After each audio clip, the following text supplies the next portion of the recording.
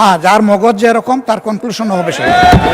কিছু গোলাবাজি হতে পারে বড় জোর, কিন্তু তার চাইতে বেশি কিছু হবে না।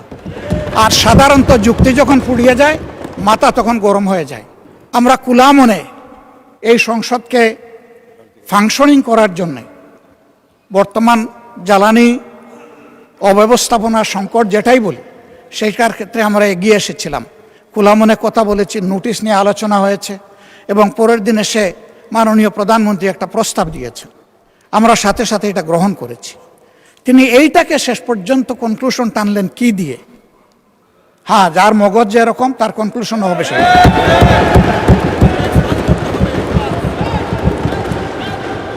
তার মতো একজন প্রবীণ ব্যক্তির কাছ থেকে, রাজনীতিবিদদের কাছ থেকে আমি এই ধরনের আচরণ আশা করিনি।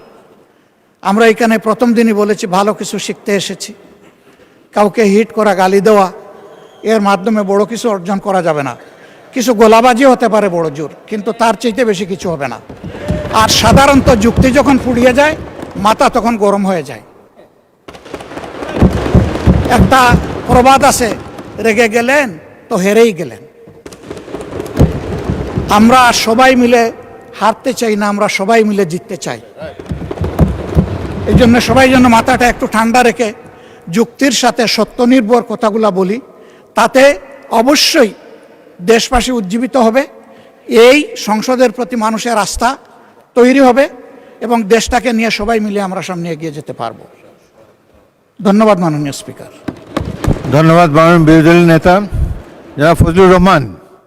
এখন আর তো না বললেও চলে।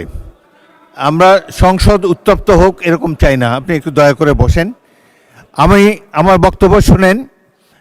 জনাব ফজলুর রহমান যে বক্তব্য দিয়েছেন তার মধ্যে যদি অসংসদীয় কোনো কিছু থাকে সেটা এক্সপাঞ্জ করা হবে, এবং মাননীয় বিরোধী দলের নেতা যে বক্তব্য দিয়েছেন তার মধ্যেও যদি কোনো কিছু অসংসদীয় থাকে সেটিও এক্সপাঞ্জ করা হবে।